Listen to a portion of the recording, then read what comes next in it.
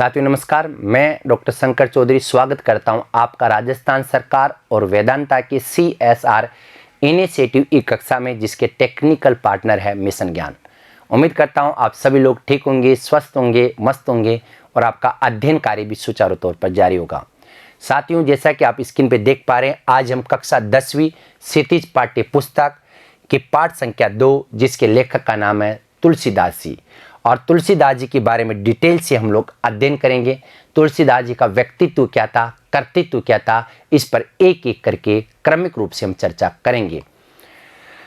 तुलसीदास जी का जन्म कहाँ हुआ, ये भी एक विवादास्पद विषय है, लेकिन ज़्यादातर विद्वान कहाँ मानते हैं, इस पर ही हम चर्चा करेंगे। महाकवि तुलसीदास जी का जन्म विक्रम संवत 1589 और सन की बात करें तो 1532 ईस्वी संवत से विक्रम संवत 57 साल आगे चलता है। आज 2021 है तो विक्रम संवत 2078 हो जाएगा। बांदा जिले के राजापुर ग्राम में हुआ। इनके पिता का नाम आत्माराम और माता का नाम हुलसीबाई था, और ये सरयू पारिन ब्राह्मण थे तथा कथित अशुभ नक्षत्र, जिसको बोलते मूड़ू में पैदा होने के कारण, और इनका जो स्वरूप था जब ये जन्म हुए थे वो अपने आप में बहुत विचित्र था, कुरूप था। इन दोनों कारणों की वजह से इनके पिता आत्माराम दुबे द्वारा इनको त्याग दिया गया, और जन्म देने के कुछ दिनों के पश्चात इनकी माता हुलसीबाई का भी निधन हो गया। और दोस्तों, इतने अभाव में जन्म लेने वाले तुलसीदास जी ने वो सब कुछ कर दिखाया है जिसके वास्तव में ये सही मायनों में हकदार है, और जिसकी परिकल्पना आप और हम जैसे कभी भी नहीं कर सकते हैं। इनका लालन पालन मुनिया नामक दासी ने किया। लगभग 5 साल तक इनका लालन पालन एक मुनिया नाम की दासी ने किया, और इनके गुरु महात्मा नरहरिदास माने जाते हैं। महात्मा नरहरिदास इनके गुरु माने जाते हैं। इनके 2 गुरु थे, जैसे कि आप स्क्रीन पे देख पा रहे हैं। शास्त्र ज्ञान इन्होंने लिया शेष सनातन से। दूसरे गुरु का नाम था शेष सनातन, जिनसे इन्होंने शास्त्र ज्ञान की विद्या ग्रहण की। इनके गुरु महात्मा नरहरिदास माने जाते हैं। आपको बता दिया शास्त्र गुरु कौन से माने जाते हैं, शेष सनातन जी। दोनों बातें समझ में आ गई होगी। इनका विवाह रत्नावली नामक गुणवती स्त्री से हुआ, किंतु वैवाहिक शब्द बना विवाह प्लस इक से। इनका वैवाहिक जीवन अधिक नहीं चल पाया। इसके पीछे कारण क्या था, ये भी मैं आपको बता देता हूँ। दोस्तों, तुलसीदास जी बचपन से बहुत ही बुद्धिमान थे, प्रतिभाशाली थे, और जब इनकी शादी रत्नावली से होती है तो शादी के कुछ समय पश्चात अर्धरात्रि को ही अपने धर्मपत्नी रत्नावली के पास पहुंच जाते हैं। रत्नावली उनसे प्रश्न करते हैं कि अर्धरात्रि को यहाँ आने से क्या तात्पर्य है, क्या आप सुबह नहीं आ सकते थे? तब ये अपनी धर्मपत्नी की मधुर भर्त्सना, जिसको बोलते फटकार, धर्मपत्नी रत्नावली ने क्या फटकार लगाए थे कि लाज न लागत आपको दोरे आयव साथ, दिक दिक ऐसे प्रेम को कहा कहो में नाथ, अस्ति चरम देह मम तामे ऐसी प्रीति। कहने का तात्पर्य है कि उन्होंने फटकार लगाए कि आपको लज्जा भी नहीं आई, लाज न लागत आपको दोरे आयव साथ, आप दौड़कर यहाँ मेरे पास आ गए। दिक दिक ऐसे प्रेम को, बार बार दिखा रहे ऐसे प्रेम को, कहा कहूँ में नाथ, हे मेरे प्रियतम मैं क्या कह सकती हूँ। अस्ति चरम देह मम तामे ऐसी प्रीति, हाड़ और मांस से बने हुए इस शरीर में यदि आपको इतनी प्रीति यानी लगाव है, और इतनी लगाव यदि आपको भगवान श्री राम की भक्ति में होते तो आपकी बाधा कब के ही पार हुई होती, यानी आपकी बाधा पता नहीं कब ही आप भवसागर से पार उतर जाते। दोस्तों, अपनी धर्मपत्नी रत्नावली की ये फटकार सुनने के बाद तुलसीदास जी ने कभी भी उनकी तरफ नहीं देखा, और हकीकत भी है कि वाणी के घाव कभी भी नहीं बढ़ते, इसलिए इंसान को सोच समझकर वाणी का इस्तेमाल करना चाहिए। और इनके पश्चात तुलसीदास जी ने रामचरितमानस नामक एक बहुत ही बड़े आध्यात्मिक ग्रंथ की रचना की। तो बात साफ है, इनका वैवाहिक जीवन ज़्यादा नहीं चल पाया। तुलसीदास जी ने अपनी विश्व प्रसिद्ध ग्रंथ रामचरितमानस की रचना, रामचरितमानस लिखा गया था 1574 में। जी हाँ, रामचरितमानस आपने लिखा 1574 में। की रचना अयोध्या में प्रारंभ की, किंतु बाद में काशी के निवासी हो गए। शुरुआत तो इन्होंने अयोध्या से की थी, बाद में ये काशी में बस गए। 1574 में लिखे गए इस रामचरितमानस में 7 कांड है, जिनको मैं याद करा देता हूं। बालक अयोध्या ने अरण्य की सुंदर लंका को उत्तर दिया। ये देखिएगा 7 के 7 कांडों की मैंने आपको ट्रिक्स बताई है। रामचरितमानस में 7 कांड है और आप देख लीजिएगा, बालक से बनेगा नंबर 1 बाल कांड। जी हाँ, बालक से बन जाएगा बाल कांड। इसके बाद में अयोध्या से बना लीजिएगा आप अयोध्या कांड, ये भी आपको जानना जरूरी है। ऐसे ही अरण्य से बन जाएगा अरण्य कांड, ठीक है। इधर की से बन जाएगा आपका किष्किंधा कांड। जी हाँ, किष्किंधा कांड। ऐसे ही सुंदर से बन जाएगा दोस्तों सुंदर कांड, और ऐसे ही लंका से बन जाएगा आपका लंका कांड, और उत्तर से बन जाएगा उत्तर कांड। ये 7 कांड है। और तुलसीदास जी के जितने भी पद्यांश अपने इस सिलेबस में लगाए गए, लक्ष्मण परशुराम संवाद, वो सारे के सारे बाल कांड से लिए गए हैं।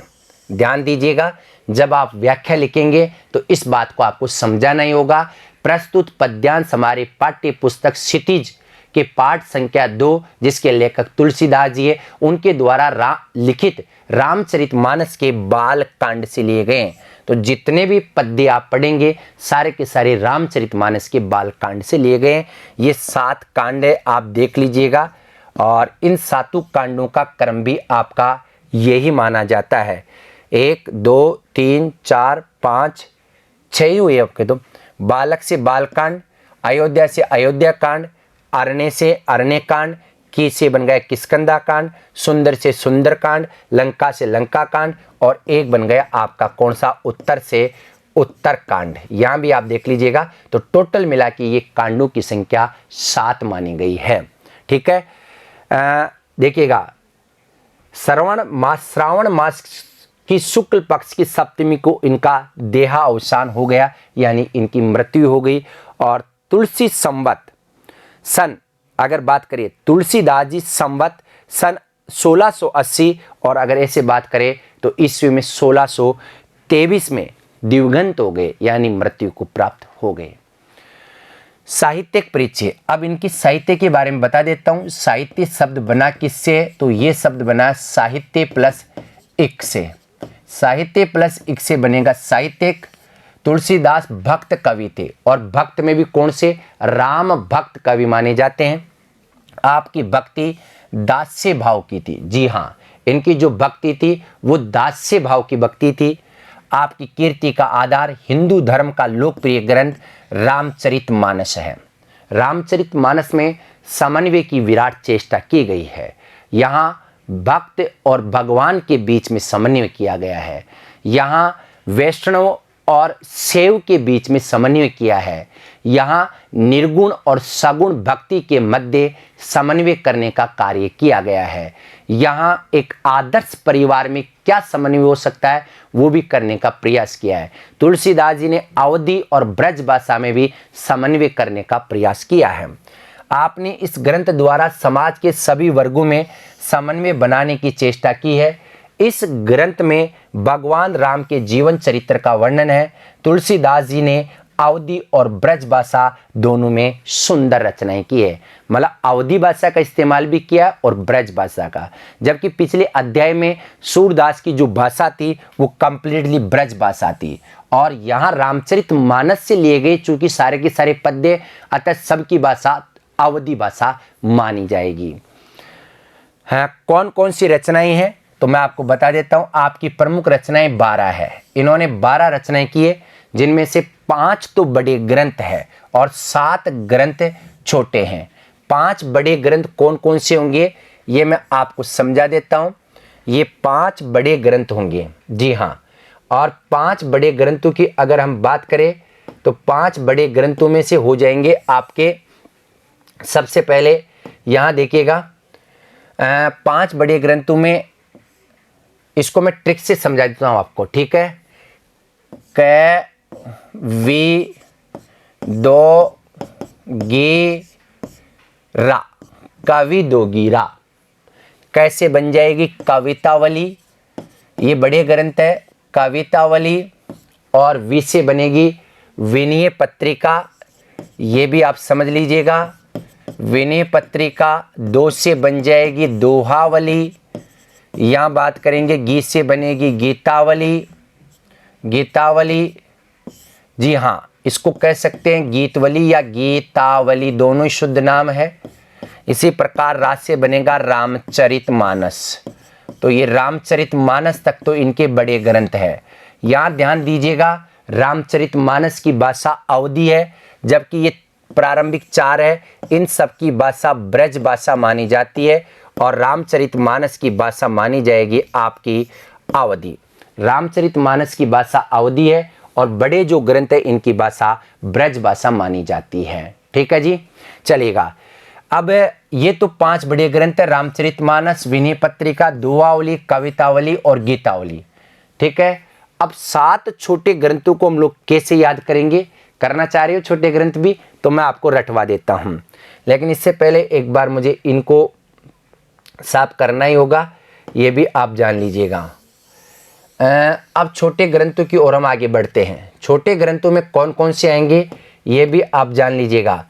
तो छोटे ग्रंथों में रा पा जा, वैराब, ये लीजिएगा, और कर्षण गीतावली, ये छोटे ग्रंथ है आपके। छोटे ग्रंथों की अगर हम बात करें तो छोटे ग्रंथों में कौन कौन से हो जाएंगे ये भी आप जान लीजिएगा। तो छोटे ग्रंथों में हो जाएंगे आपके कर्षण गीतावली तक। जी हाँ, मैं लिख देता हूं कर्षण गीतावली, एक तो ये हो गया। ब से बनेगा बरवे रामायण, ब से बनेगा बरवे रामायण। यहां अगर हम बात करें रा से बनेगा रामाज्ञा प्रश्नावली, रामागे प्रश्नावली, आप उधर भी देख लीजिएगा। वे से बनेगा वैराग्य संदीपनी, वैसे बन जाएगा वैराग्य संदीपनी। या जा से बनेगा जानकी मंगल, जी हाँ जानकी मंगल। पा से बन जाएगा पार्वती मंगल। और नंबर 1 कौन सा हो जाएगा? रा से बन जाएगा राम लल्ला नेचू, राम लल्ला नेचू, ये लीजिएगा। ये टोटल ग्रंथों की संख्या कितनी मानी गई है? छोटे 7 ग्रंथ है और बड़े कौन कौन से थे? कैविदोगीरा। ये सारी की सारी बातें आपको समझ में आ गई होगी और इन ग्रंथों को याद करने की ट्रिक्स मैंने आपको बता दी है। ये आप जब बड़े होकर अच्छी अच्छी तैयारी करेंगे प्रतियोगी परीक्षाओं में तो तब ये चीज़ें अवश्य काम आएगी। मुझे उम्मीद है कि तुलसीदास जी का व्यक्तित्व और कर्तृत्व का मतलब रचनाएं आपको अच्छी तरह से समझ में आ गई होगी। आज के लिए इतना ही, धन्यवाद।